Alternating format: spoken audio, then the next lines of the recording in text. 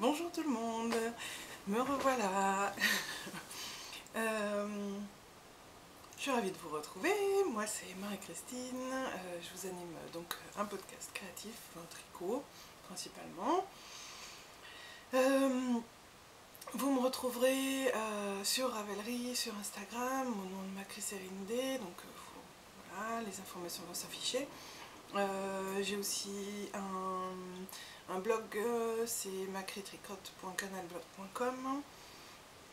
Voilà pour la présentation.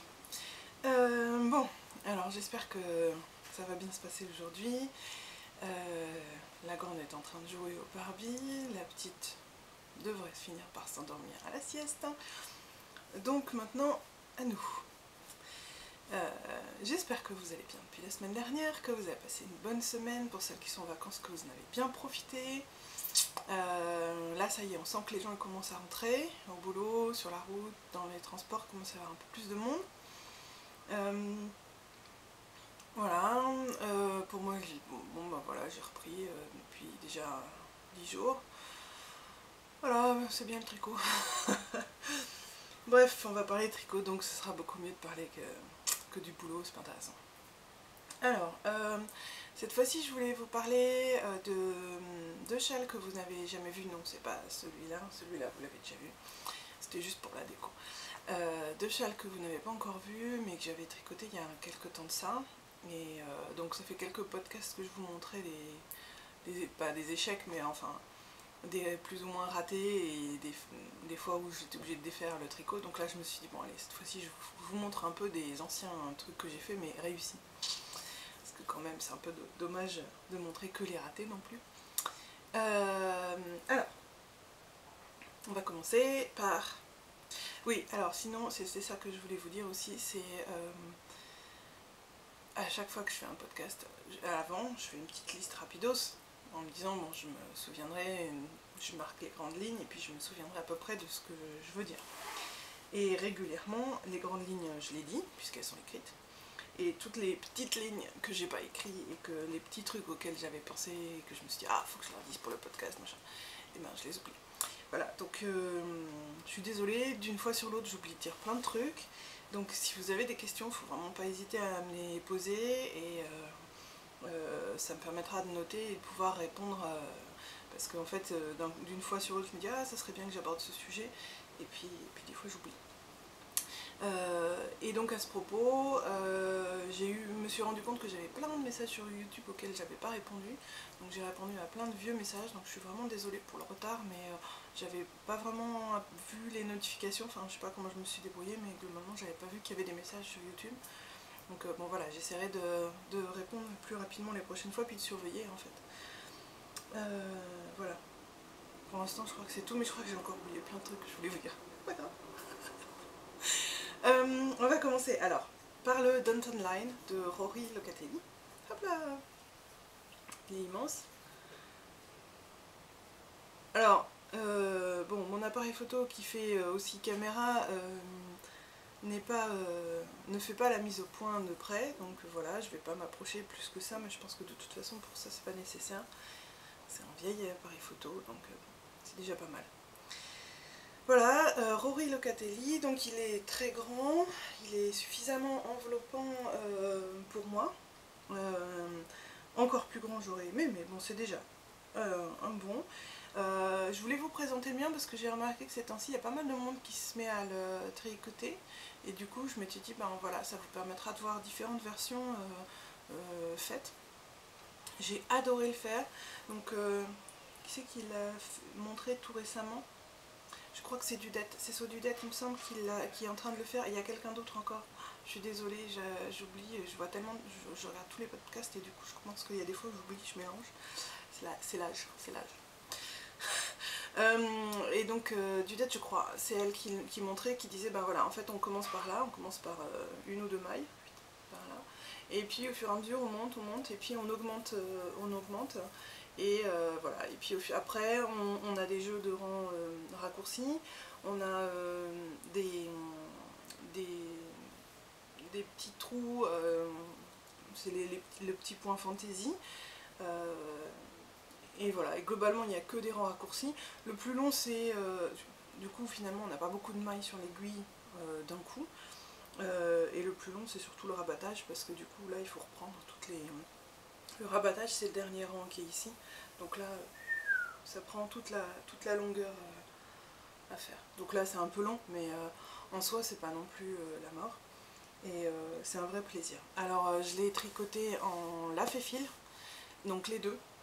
Je vous remettrai dans les notes exactement les références et puis les noms des couleurs, parce que je m'en souviens plus, puis je me suis dit qu'après tout, là ce qui vous intéresse c'est plus de voir la couleur, de voir l'image, et puis les notes, je vous mettrai dans les notes les noms.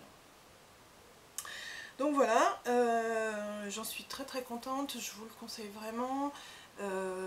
C'est un modèle qui est quand même relativement accessible parce que c'est que du point mousse. C'est que du point mousse avec quelques rangs raccourcis.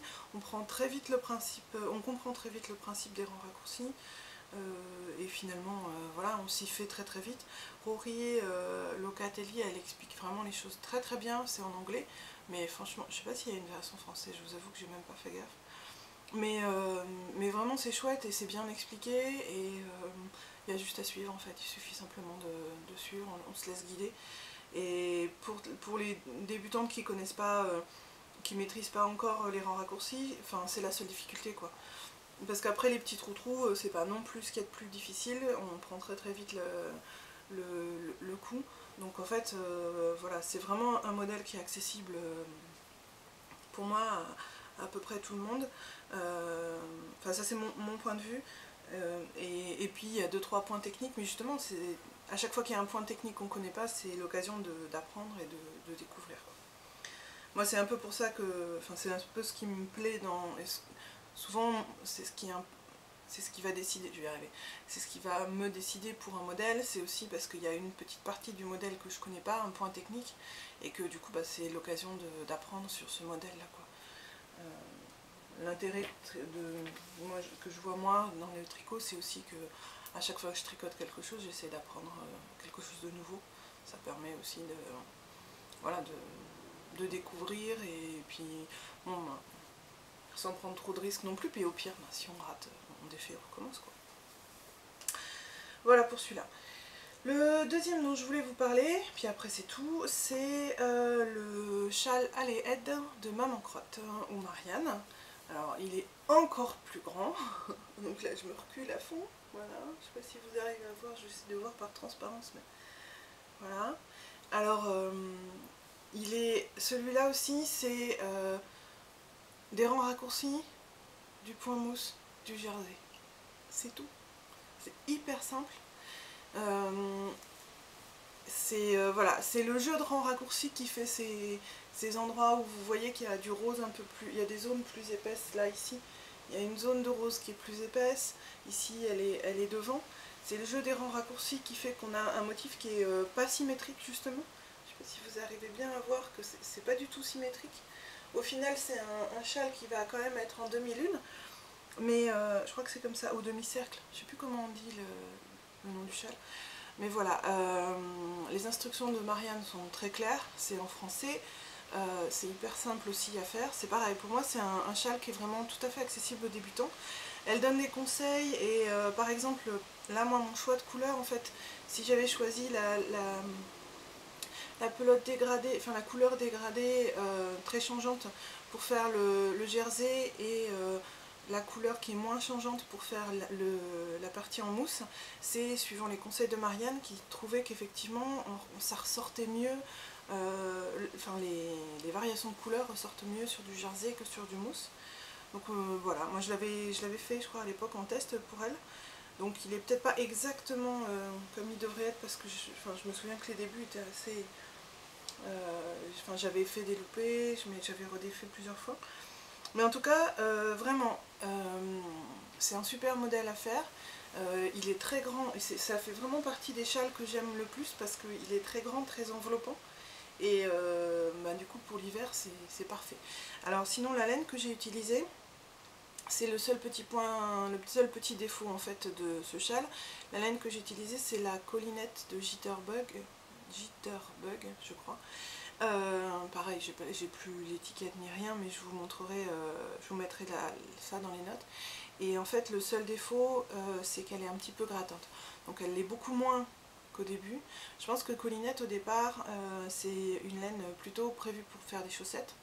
Moi, quand j'ai vu cette laine, bon, déjà c'était ça doit faire 1 an à peu près que je l'ai fait. Et je tricotais pas de chaussettes à l'époque. Et pour moi, une laine à chaussettes, ça pouvait tout à fait servir pour les châles, ce qui est le cas. Hein. Sauf qu'en fait, elle est un petit peu grattante. Donc voilà, elle est très belle, mais du coup, ce châle, je pense qu'il faut que je le relave encore 1 fois ou 2. Et puis, pour l'instant, je le porte en hiver sur des cols roulés, par exemple. Donc ça, c'est pas directement sur ma peau. Mais sinon, voilà, je l'adore, il est vraiment, il est immense. Moi, j'aime bien en fait porter les châles comme ça sur les épaules, parce que souvent j'ai des clims, je bosse dans des bureaux climatisés, fermés, et du coup souvent la clim elle vient du dessus. Donc c'est quand même bien d'avoir un petit truc sur le dos, comme les petites mémés en fait. Et puis je peux tout aussi bien voilà, faire comme ça, hop là, voilà. Et là, je suis aussi bien couverte devant que derrière, et c'est magique. Je me régale, je suis bien au chaud, ouais, voilà. Donc il est très chaud, je pense que du coup ça m'a donné envie de racheter des Colinettes. Bon, pour l'instant j'ai pas craqué, mais ça va pas tarder à arriver. On en trouve à Lille Weasel, des Colinettes Jitterbug. On en trouve soit sur leur site, soit à la boutique où elles ont encore plus de choix, c'est génial. Et c'est vraiment des jolies laines, et je pense que c'est vraiment des bonnes laines à chaussettes, elles sont vraiment faites pour ça. Mais voilà, pour le châle, ça passe très très bien, je vous le remonte encore 1 fois, il est vraiment tellement beau. Et les explications de Marianne sont chouettes, sont vraiment très bien, très claires. Moi je trouve qu'elle a une façon d'expliquer les châles, enfin voilà, moi je comprends très bien, et il y a juste à suivre. Et puis pareil quoi, un peu comme celui de Rory, niveau point technique, il n'y a rien quoi, il y a du jersey, du mousse et des rangs raccourcis. Donc c'est vraiment pas grand chose. Voilà, et sur celui-là, oui, j'avais fait une bordure très très très lâche, donc je connaissais pas encore la technique que je vous ai montrée la dernière fois de la maille glissée avec le fil derrière, et j'avais en fait vraiment été très très lâche en tricotant, et du coup bon voilà, ça tire pas du tout, ça fait pas les petites bouboules que j'avais, et voilà, il n'y a aucun problème. J'avais fait la technique de une maille jetée et vous savez, c'était la technique que je vous avais dit là, une maille jetée qu'on tricote pas, qu'on laisse tomber, puis voilà. Et en plus, j'avais vraiment lâché du fil au maximum, quoi. Et bon, ça marche bien. Voilà. Bon, si on parlait de mes encours, parce que ça date, hein, je les ai fait il y a un petit moment de ça, mais bon, on arrive en hiver, alors c'est le moment de parler des châles. Alors, mes encours, ouais, j'ai mes chaussettes, alors... je sais pas si je vais vous les montrer, mes chaussettes, mes Monkey Socks, hein, qui ont quasiment pas avancé. Donc bon, je vais pas vous les montrer, il n'y a pas grand chose de plus à montrer que la semaine dernière. J'ai plus travaillé sur les autres encours, donc voilà. Et donc entre autres, l'encours sur lequel j'ai pas mal travaillé cette semaine, parce que alors c'est exactement ce dont j'avais besoin, c'est le Avant l'orage de l'île au fil. Voilà. Donc normalement je pense que si je le mets par là, vous devriez voir à peu près le nom. Donc c'est un châle triangulaire mais avec une forme un petit peu asymétrique. Alors là je fais très gaffe parce que c'était un châle que j'avais acheté donc en kit au salon Aiguille en fait. Ou Création ça va faire, je sais plus. Et donc je l'avais acheté avec ces 2 pelotes, enfin ces 2 écheveaux de graines de laine, donc c'est de la pimprenelle. Pas la peine de vous montrer trop près de toute façon. Donc je les avais achetés à l'époque en kit. Et bon, le défaut des kits, et c'est vrai que maintenant c'est un peu ce que je regrette, hein, c'est que le modèle je l'ai sous forme papier et basta. Donc moi j'aime bien avoir les modèles sous forme numérique, parce qu'en fait l'avantage en fait de les avoir sur Ravelry, c'est que moi je peux les avoir sur mon téléphone quand je suis dans les transports. Des fois c'est beaucoup plus simple que de sortir la grille.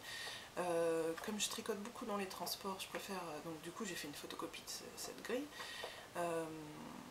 Et c'est vrai que voilà, je sais que le patron, une fois que j'ai fini mon tricot, le patron il est inutilisable en général. mais c'est pas grave, si je l'ai au format PDF, je sais que je pourrais le réutiliser. Alors que là, bon bah voilà, j'ai été obligée de faire une photocopie, je l'ai scanné pour l'avoir sur mon téléphone pour pouvoir dans les transports éventuellement consulter si j'ai pas assez de place pour sortir la grille, parce que c'est pas tout, enfin la grille, le papier. Parce que des fois je tricote dans des petits coins dans le train, si j'ai pas assez de place, j'ai les explications sur mon téléphone. Et puis si jamais la créatrice elle me fait une correction, et ben comme je l'ai sous forme papier, et ben je ne saurais pas, enfin je l'aurais pas. Donc c'est vrai que moi c'est ce que je trouve qui est un peu décevant, enfin pas décevant, mais c'est le défaut des kits, c'est que on n'a pas les mises à jour, on n'a pas la version numérique. Et enfin maintenant je me dis, là j'entendais, c'était Mylène je crois qui disait, Folie Ordinaire, qui disait qu'aux États-Unis quand elle a acheté un patron, la fille elle lui a même pas donné le papier, elle l'a envoyé directement sur son compte Ravelry. Ben voilà, mais c'est ce qu'il faudrait maintenant qu'en France on ait aussi, c'est que quand on achète un kit on le reçoive automatiquement sur Ravelry, parce que c'est beaucoup plus simple comme ça. Et puis effectivement il y a des gens qui tricotent, qui impriment même pas, qui tricotent directement sur leur iPad ou autre, ou leur tablette ou leur PC ou je ne sais quoi, et ben voilà, c'est quand même plus simple. Et puis s'il y a des mises à jour on les reçoit, tandis que là, bon là c'est un châle, c'est pas très grave, mais bon c'est le côté un peu dommage. Tout ça pour ça, tout ça pour dire que donc voilà, ça c'est les pimprenelles. Alors si vous me suivez sur Instagram, vous avez vu que j'avais beaucoup hésité, même je vois que même dans le dernier podcast je vous en avais parlé, j'avais beaucoup hésité à savoir si j'utilisais celle-là, si je me servais de celle-là plus une autre couleur pour faire autre chose, le Lili Pili, bref, finalement je me suis dit que j'allais les garder comme ça, comme j'avais prévu de les garder. Alors par contre c'est vrai que c'est la pimprenelle. Alors je pense qu'elle a changé de composition depuis. C'est-à-dire que la pimprenelle, j'ai déjà tricoté de la pimprenelle pour faire un petit gilet pour Elise, et elle était plus douce que ça. Là elle fait vraiment au tricotage, hein, parce que je ne l'ai pas bloqué encore. Enfin, forcément il n'est pas fini. Mais en le tricotant je trouve que ça fait assez rêche, assez sec en fait. Mais par contre je suppose qu'une fois que ce sera bloqué, ce sera exactement la même chose qu'à la fin. Puis elle est un peu plus vieille cette laine, donc bon, je sais pas si... Je sais pas, c'est peut-être bête ce que je dis. Bon voilà, donc du coup j'ai fait... C'est tout froissé, c'est moche. J'ai fait ça, voilà, j'en suis là. Il faut monter j'ai encore quelques rangs à monter. Et ensuite j'attaque la partie rayée avec la partie texturée un petit peu. Donc là sur les côtés, bon comme vous allez peut-être pas pouvoir voir, mais j'ai refait la bordure avec une maille glissée de manière à ce que la bordure soit bien nette, et je suis contente parce que c'est vraiment super joli. Voilà, rien à dire là-dessus pour l'instant, c'est que du point mousse, c'est exactement ce que je voulais. Il y a une petite augmentation par-ci par-là. Bah, il y a un truc qui est tombé. C'est exactement le type de châle dont j'avais besoin en ce moment. Je voulais un truc mousse, sans réfléchir, sans... Voilà, truc, pas de prise de tête. Et l'autre tricot sur lequel je suis en train de travailler, c'est le... Pardon, il y a le patron qui est tombé. C'est le colibri. Alors pour la petite histoire, c'est assez rigolo. Le colibri, je l'ai vu sur... c'est Marianne, maman crotte, qui l'avait tricoté. Je l'ai vu sur sa fille. Je l'ai trouvé super joli. On en a parlé avec la mienne de fille. Et elle m'a dit, ah ouais, je veux bien que tu me le tricotes. Donc on avait choisi ces deux laines-là. Et puis voilà. Et puis je l'ai arrêté. Parce que... Enfin, je l'ai mis en attente parce que j'avais d'autres trucs. Et j'ai dû en parler à un moment. Oui, j'ai dû en parler dans un des podcasts, ce qui a donné envie à Lolo Frisette de... Ah, c'est ça, j'avais deux trucs à vous dire. Bon, j'essaierai de vous le dire après, pas oublier. Ça donnait envie à Lolo Frisette, Laurence, de le faire pour sa fille, du coup elle l'a fait, et en la voyant le faire, ça m'a redonné envie de le faire. Voilà. Donc, j'ai continué. Je sais pas pourquoi je l'avais mis de côté celui-là, même si je sais pourquoi, c'est parce que c'est du jersey en aller-retour. Et donc il y a plein de rangs en retour. Et les rangs en retour, ça me gonfle. Mais heureusement les podcasts, ça aide un petit peu. Mais... Donc voilà, j'en suis là. Hop, ça c'est l'avant. J'ai fait la séparation des manches hein, et du corps. Donc voilà, ça c'est un top-down, c'est-à-dire qu'on commence par le cou, on fait des mailles provisoires et un montage provisoire pour le col.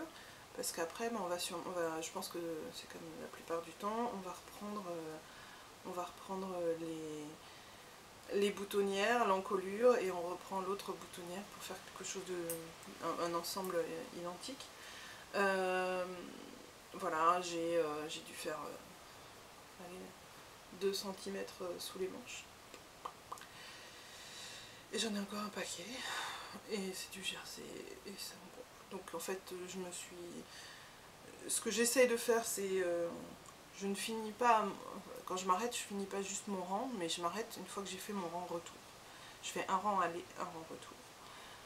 Parce que si je fais qu'un rang aller et que je sais que je dois commencer par un rang retour, ça va me gonfler. Donc maintenant j'essaye de, quand je m'arrête, quand je pose le tricot, j'essaye de le faire uniquement quand j'ai fait mon rang retour.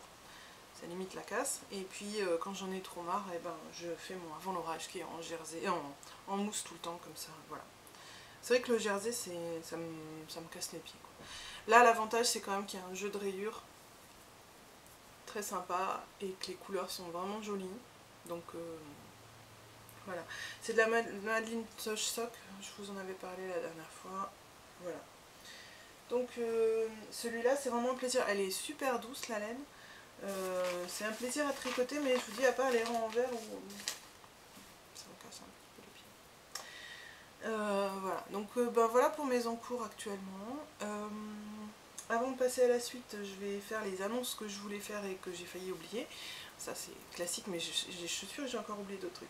Alors première chose, je suis un peu à la bourre, mais comme j'oublie d'un podcast à l'autre, c'était pour féliciter Lolo Frisette pour la naissance de sa petite.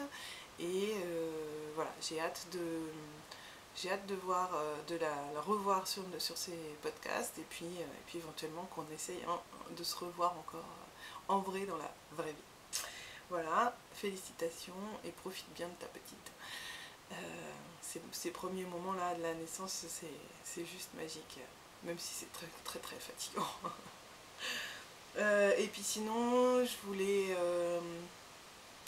féliciter encore une autre personne, c'est Nathalie, Atelier 292, je sais jamais, bref c'est Nathalie de Belgique qui fait des magnifiques tricots et surtout couture, elle fait des trucs splendides. Donc je voulais la féliciter pour la bonne nouvelle. J'espère que ces premiers temps se passent bien et voilà, c'est une super nouvelle et toutes mes félicitations. Voilà, donc ça j'ai dit, comme ça j'ai pas oublié. Je vous parle de ce que j'ai fini. Alors, je vais vous parler du péché mignon de Sandrine, je vais le mettre en dessous, voilà. Donc que j'ai fini déjà la semaine dernière, que je pouvais pas vous montrer parce que ma petite était en vacances chez ma maman et donc elle était avec le pull en question, enfin le petit haut. Donc voilà, il est là, donc je vous l'ai montré juste en photo. Il est là, je sais pas si vous le voyez, ouais, vous voyez. Et donc voilà, il est très chouette à faire, donc je l'avais fait en fil d'art. C'était une laine à moitié mi-coton, mi-acrylique et en fait c'est parfait. Pour les enfants c'est vraiment génial parce que c'est beaucoup plus léger et ça se lave plus vite, ça sèche plus vite et c'est super doux. C'est plus léger que du coton pur en fait. Donc finalement, c'est ce que je disais, bon, fil d'art Bergère de France, je critique beaucoup parce qu'il y a beaucoup d'acrylique dedans. Mais pour les enfants, c'est pas mal d'avoir aussi un petit peu d'acrylique. Donc c'est pas mal. Donc, le principe, alors si je mets ma main dedans, voilà. Donc en fait le principe c'est qu'on monte des mailles ici de manière provisoire, on les laisse donc en attente et ensuite on fait tout le haut, on fait les bordures en i-corde, on fait les manches, enfin les manches en i-corde. Et ensuite on reprend les mailles qui étaient là ici au milieu du corps pour descendre et faire la dentelle. Et alors il y a quelqu'un qui m'a posé la question sur à quoi servent exactement le montage provisoire, etc. Je me suis rendu compte qu'il y a quelqu'un qui a posé la même question à Moira du podcast des Aiguilles du Nord, qui l'explique très très bien. Donc je ne vais pas revenir 50 fois dessus, mais en tout cas je vous renvoie à son dernier podcast en extérieur pour pouvoir avoir les explications. Mais globalement, en fait, le principe du montage provisoire, c'est de pouvoir justement monter une partie dans un sens et ensuite redescendre. On aurait tout à fait pu commencer par là, monter des mailles ici, descendre et faire la jointure du haut, du devant et de l'arrière et descendre.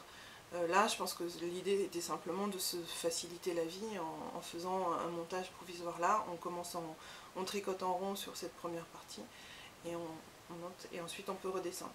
Donc le montage provisoire, c'est vraiment pour pouvoir reprendre ensuite les mailles, plutôt que de s'embêter à relever les mailles, comme on peut le faire par exemple sur une encolure d'un gilet.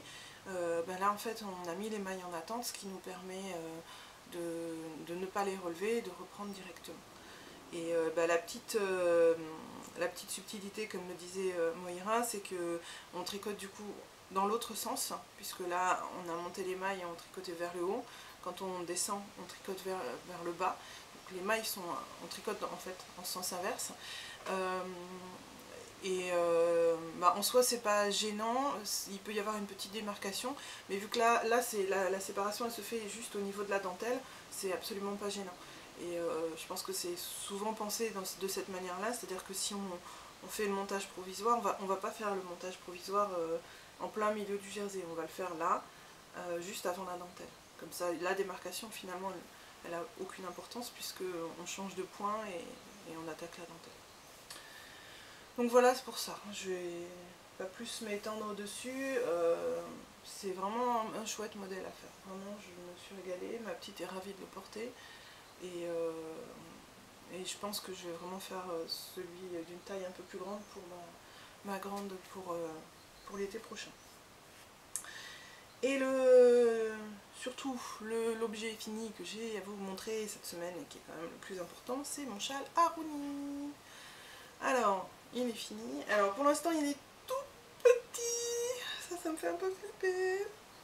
Alors il a une jolie bordure avec une maille glissée et lâche parce que j'ai fait le système du jeté.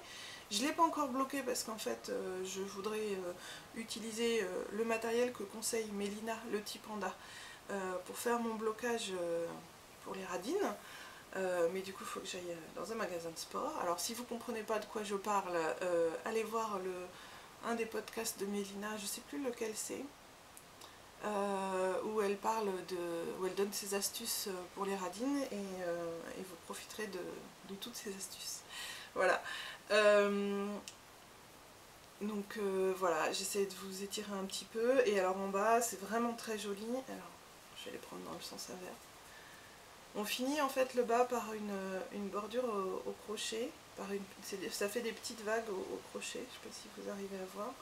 Et ça fait des grosses fleurs en bas, enfin des grosses feuilles. Je ne sais pas ce que vous voyez, mais si vous devez voir quand même une petite partie. Et voilà, donc ça fait plein de grosses feuilles. Je l'ai agrandi par rapport au modèle prévu. Et j'espère bien que le blocage va permettre de l'agrandir encore. Parce que sinon ce serait un peu décevant. Il me reste finalement pas mal de laine par rapport à ce que je pensais, mais j'avais tellement peur de manquer parce que je sais que les derniers rangs sont les rangs, enfin les dernières parties en général, c'est là où on consomme le plus de laine puisque c'est là où on a le plus d'augmentation. Et du coup, j'aurais pu agrandir encore un petit peu, mais si ça se trouve, j'aurais pas eu assez. Donc bon, ça on saura pas évidemment. Mais voilà, je l'adore, c'est mon premier châle. Ouais, si je tire bien, ça fait toute ma longueur de bras d'un côté à l'autre. Bon, ça va le faire au blocage.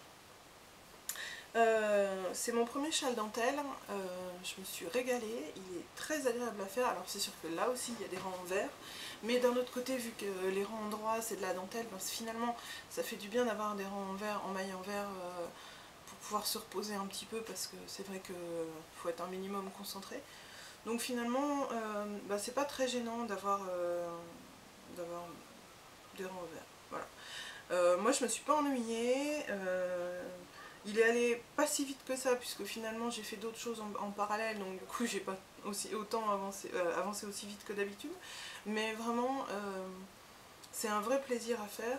Et puis cette laine, ah oui je vous ai pas dit, c'est de la vilaine solitaire fingering. Oui, j'ai pris aucune étiquette aujourd'hui.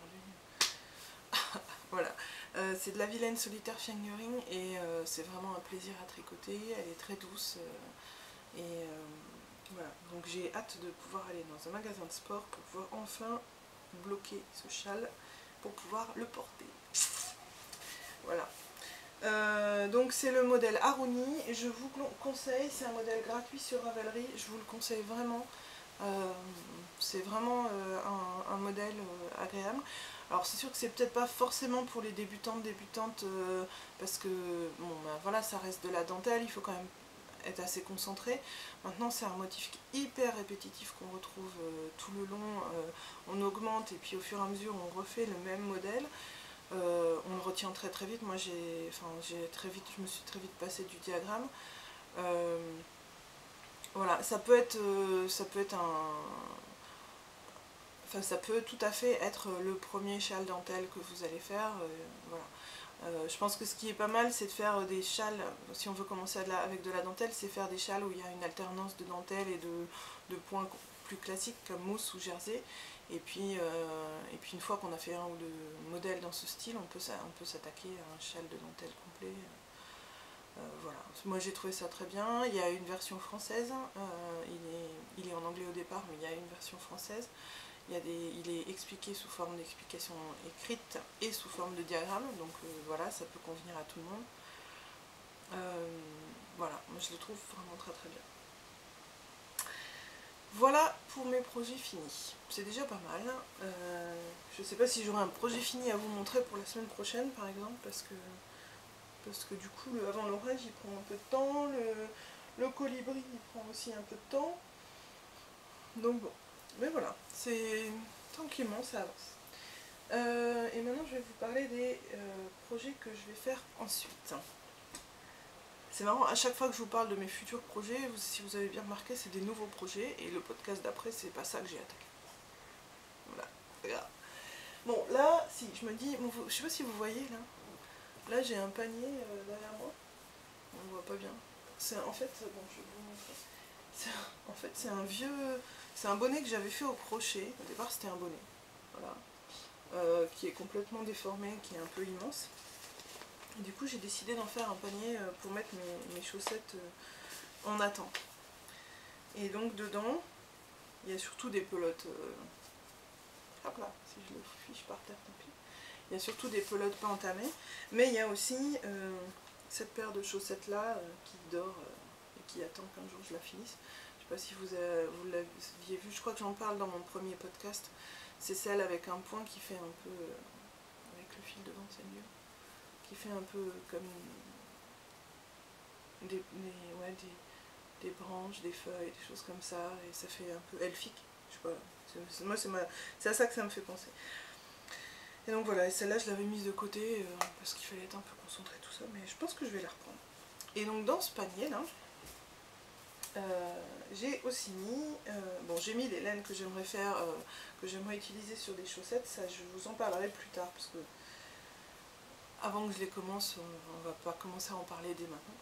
Mais il y en a une dont je vais vous parler, c'est celle-là, c'est la chaussette, la vilaine chaussette, hein, non j'ai plus l'étiquette, je vais vous le passer. Donc c'était un club, c'était un moment où j'étais inscrite au club des vilaines, c'est les tentacules d'Ursula je crois, c'est ça, c'est les tentacules d'Ursula. Et c'est de la chaussette. En fait, je l'avais reçue donc avec le club et j'avais reçu aussi celle-là.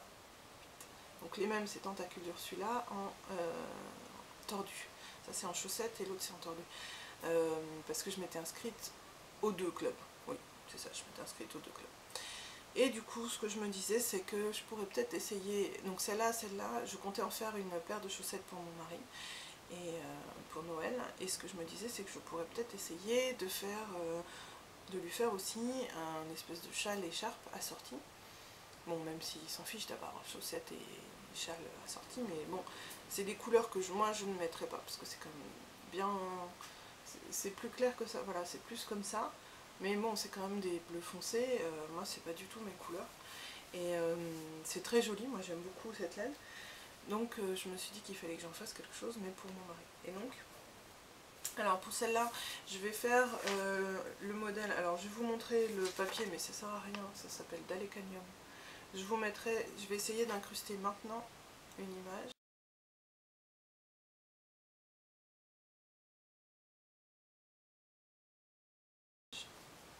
Voilà. Du coup, voilà, c'est un modèle assez simple. Je voulais pas quelque chose de trop compliqué pour mon mari. C'est une paire de chaussettes classique avec juste quelques mailles, je pense que c'est des mailles glissées, je pense, par-ci par-là, de manière à ce que ce soit voilà, un peu fantaisie pour pas que je m'ennuie, mais d'un autre côté assez simple, parce que lui, si c'est trop fantaisie, ça va le gonfler et il n'aimera pas la porter. Et donc, j'aimerais lui faire un châle, donc avec celle-là, la tordue. Je sais pas du tout si ça va l'intéresser, si ça va lui plaire, s'il va le mettre, mais parce qu'il a une espèce de vieille écharpe toute moche, toute pourrie, et je me dis que ce serait pas mal de lui faire un truc un peu plus en bon état, etc. Un peu plus chaud, un peu plus épais. Je suis pas sûre qu'il le mette parce que voilà. Donc c'est le modèle Tendara de Stephen West. Je pense que vous devez voir, si je m'approche trop ça va faire flou. C'est un modèle que j'avais acheté il y a longtemps, à l'époque où j'achetais avant de faire. Alors normalement c'est prévu pour de la laine sport, mais je me dis qu'en laine fingering, c'est pas très grave non plus si c'est un tout petit peu plus petit. Et du coup, voilà, alors j'ai de la vilaine tordue MCN à d'autres campagnols. Et j'ai aussi, pareil, de la tordue MCN enlacée les arbres. Bon, on voit pas très bien, que j'avais prévu de faire pour un truc, puis finalement, voilà, ça s'est pas fait. Et donc, voilà, maintenant il faut que je vois si je fais ces deux-là ensemble, ou ces deux-là. C'est pas mal aussi. Et je me demandais carrément si je faisais même pas ça, en fait. Donc en fait, enlacer les arbres, c'est un côté brun, un peu doré, un peu pain grillé, un peu. Alors qu'à d'autres campagnols, elle a un petit côté un peu plus gris. Il n'y a pas du tout de jaune à l'intérieur. Voilà, il n'y a pas de jaune du tout. Alors qu'ici, on en a. Donc ça pourrait aussi aller ensemble. Mais j'aimerais bien utiliser quand même cette bleue. Donc je pense qu'il y a de fortes chances que je la fasse comme ça. Que je le fasse comme ça, le châle. Et il faut que je regarde un peu en détail le modèle, voir si je peux agrandir un petit peu éventuellement, parce que comme c'est prévu pour de la laine sport, voir si ça a du sens en fait d'agrandir, de rajouter quelques mailles par-ci par-là, parce que ça risque d'être un peu plus petit. Comme la laine est plus fine, je pense que le modèle final, si je le fais sans aucune adaptation, il risque d'être un peu plus petit. Bon, voilà, je vais réfléchir là-dessus, mais je pense qu'il y a des chances que je fasse ça, et je me tâte à lui en parler ou à lui faire la surprise. Mais bon, je lui avais fait un bonnet sur sa demande, et il avait suivi tout le bonnet, j'avais adapté, j'avais fait plus grand, j'avais rallongé, etc. Et ça lui avait plu. Donc moi je pense que l'écharpe il pourrait la mettre, mais bon voilà, j'hésite à lui faire une surprise ou à lui en parler. Voilà. Donc voilà, ça c'est mes projets qu'il faut que j'attaque assez rapidement, au moins les chaussettes.